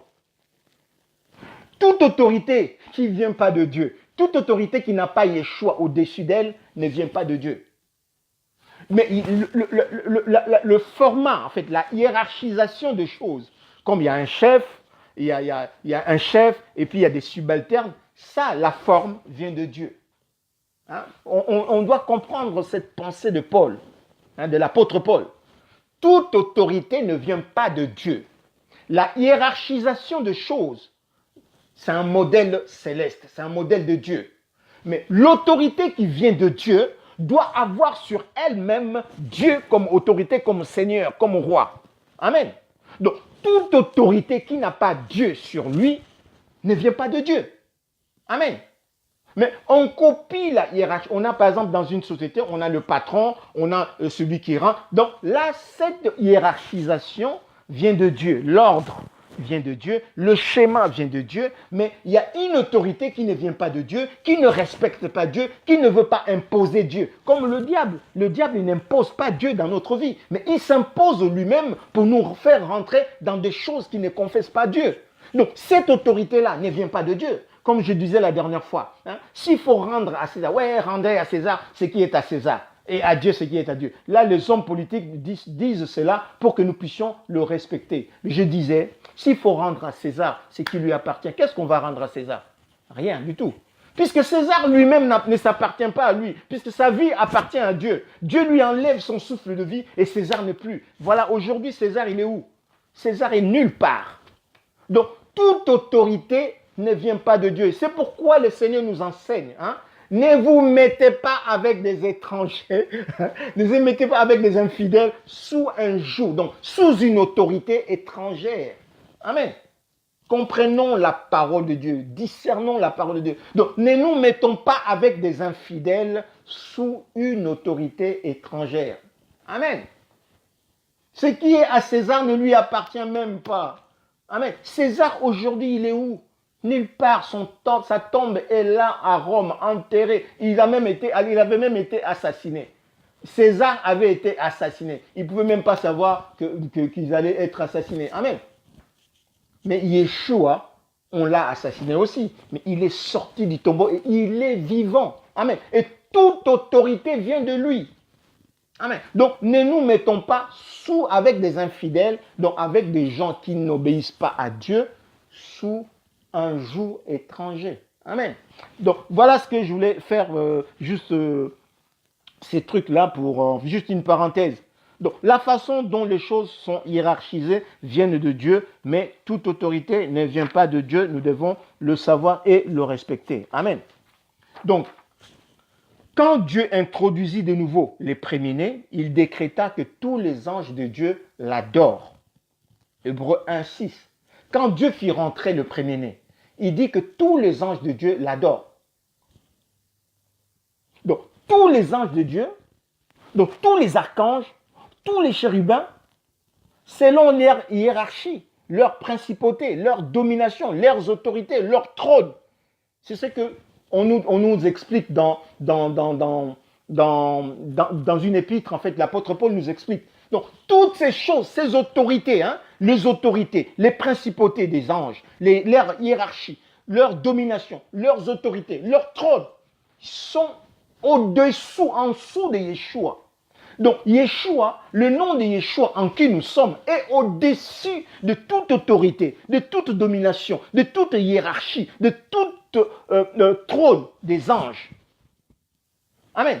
Donc, Yeshua en qui nous sommes, Yeshua qui nous demande de le ressembler, Yeshua qui nous a créés à son image, pour que nous sommes dans un Dieu qui est au-dessus de toute domination, de toute autorité, puisque l'autorité, c'est lui. Amen. Il est au-dessus, il règne sur toute chose. Donc, les autorités des anges, selon leurs autorités, selon leur domination, sont en dessous. C'est entre les anges, entre eux. Ça ne nous concerne pas, ces autorités-là. Amen. Les autorités, les principautés, c'est des anges entre eux. C'est leur principauté, leur hiérarchie entre eux. Amen. Nous sommes un même corps, oh Shad Adonai. Nous sommes un même corps. Il n'y a pas d'autorité entre nous, il n'y a pas de hiérarchie. Nous sommes un dans Yeshua. Amen.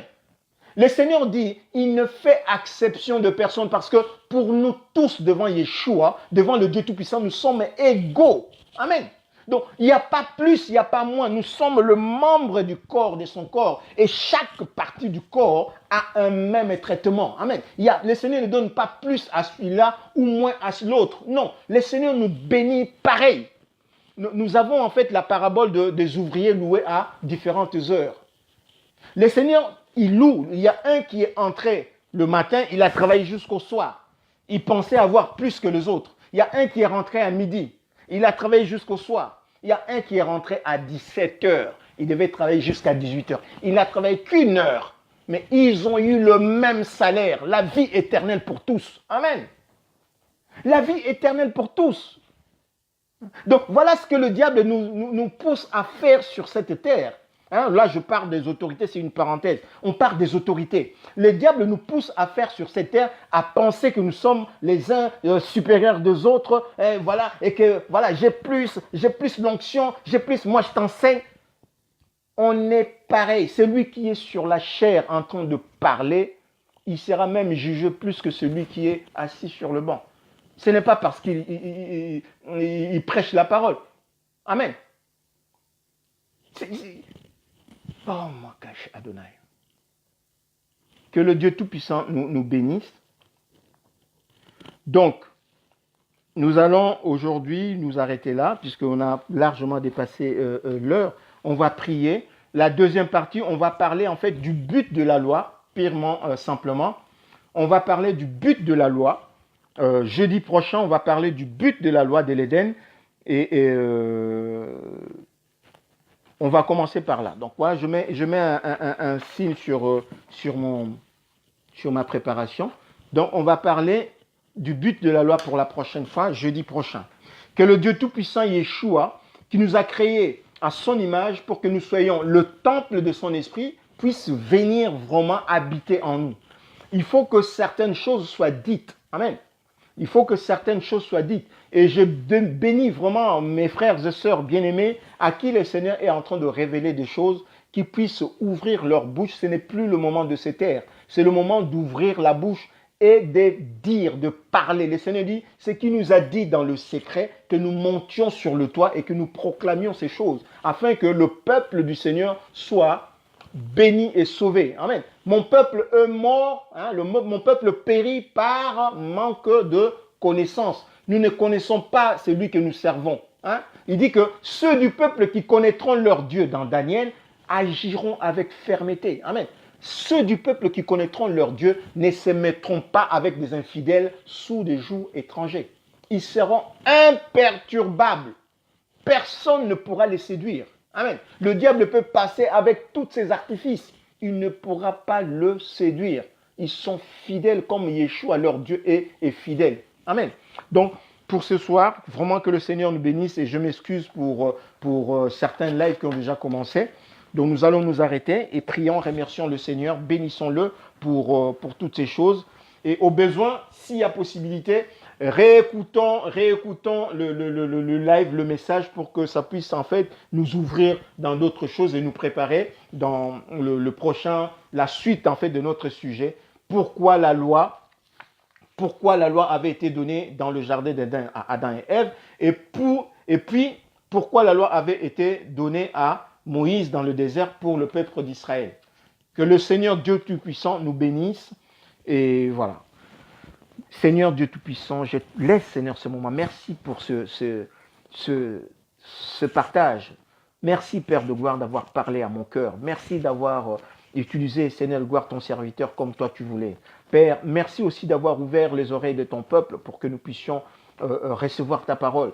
Grave cette parole, Seigneur, dans mon cœur et que cette parole puisse enfanter, produire le fruit pour lequel tu l'as envoyé. Car tu dis dans ta parole, Seigneur de gloire, que la parole qui sort de ta bouche ne revient pas à toi sans avoir produit en fait ce que pour laquelle il a été envoyé.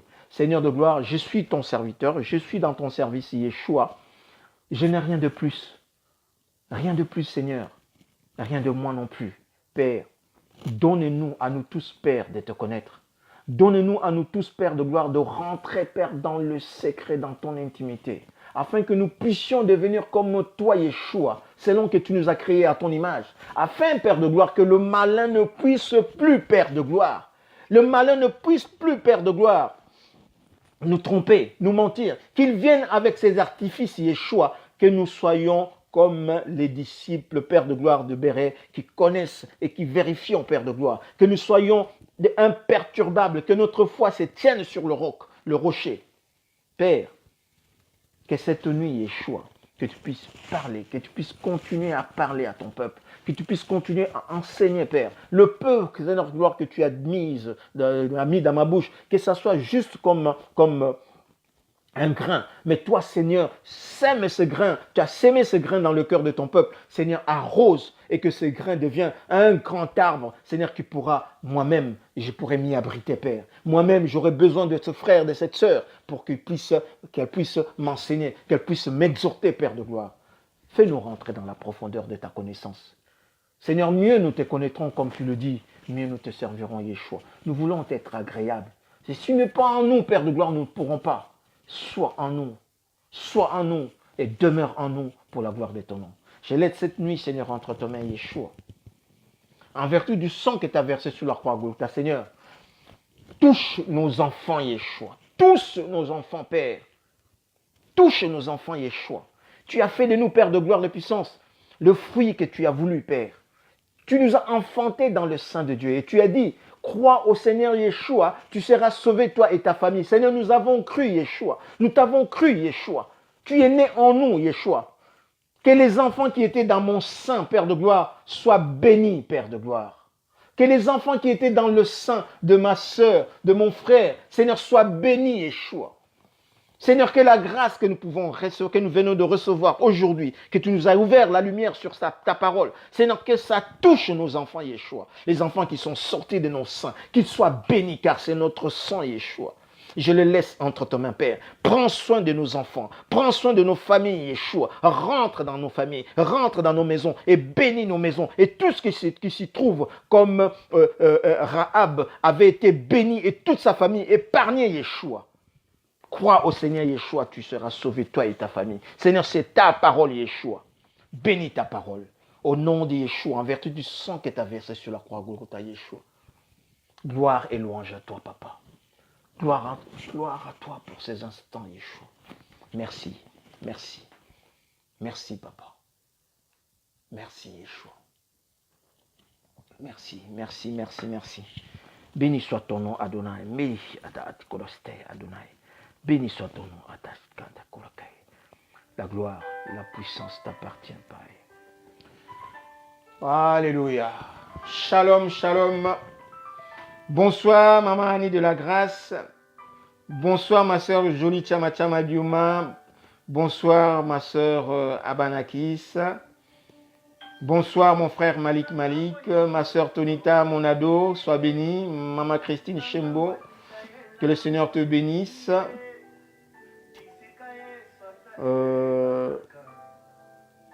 Ma soeur Charlène. Que le Seigneur te bénisse. Que le Seigneur te bénisse. Avec toute ma fraternité, que le Seigneur te bénisse. C'est une grâce. Que le Seigneur bénisse en fait maman Mapas à tes jumeaux et que papa aussi soit béni, béni, béni. C'est une grâce. Amen. Tu peux réécouter en fait ces lives. Amen. Amen, amen, amen. Mon frère, bienvenue, Mwanga, que le Seigneur te bénisse. Amen.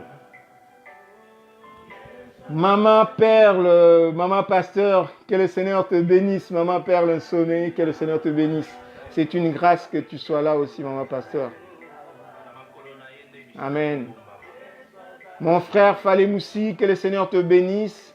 Mon frère propre, Maestro Mbungu, que le Seigneur te bénisse. Amen. Oh, le Seigneur est bon. Mon frère François TJ, que le Seigneur te bénisse.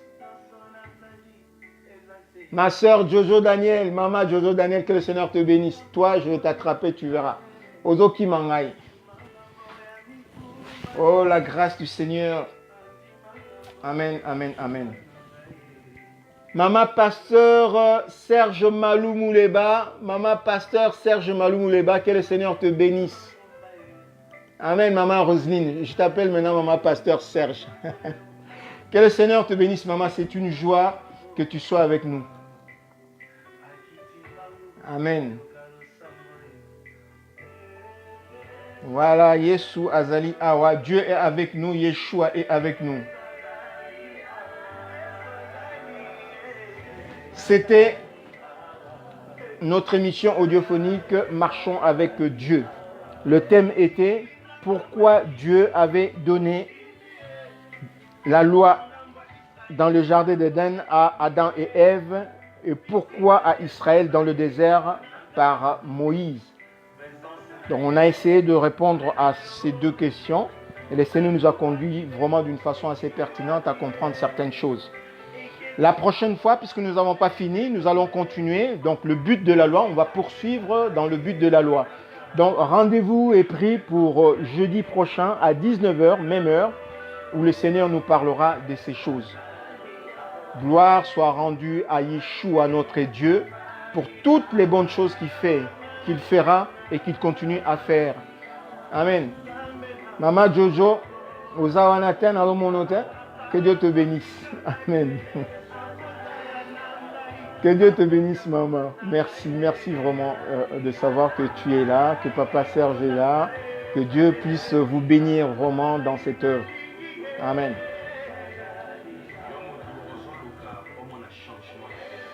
Yo mutu ozoluka komo na changement na momo inayo tokoti na dimension ya sika na kati na Nzambe koyeba bonzambe pe koyeba ndenge nini ya kotambola elongo na Nzambe. Tokoti na kati ya connaissance ya Nzambe koyeba Nzambe o toza kobondela azali nani et biso toza banani. Amen. Pour que munguna que le diable ne puisse plus. Qui est le Dieu que nous servons? Que le diable ne puisse plus avoir accès. Barricadons avec le sang de Yeshua. Barricadons le brèche. Amen. Amen. Oh, Yashadai. Yeshua est là. Yeshua est là. Yeshua Azali Awa. Yeshua est là avec nous, en nous. Il dit qu'il ne nous laissera pas orphelins. Qu'il ne nous laissera pas orphelins, qui viendra à nous, qui sera en nous. Il est là en nous. Amen. Oh, Goda Shaddai. La gloire, la puissance et l'honneur t'appartient, Hameshia Yeshua. Sois béni, papa. La gloire, la puissance et l'honneur t'appartient, Yeshua. Oh, Yeshua. Que Dieu Tout-Puissant nous bénisse tous et que cette soirée soit une soirée bénie. Amen. Donc, bonne soirée, bonne soirée, bonne soirée. Amen.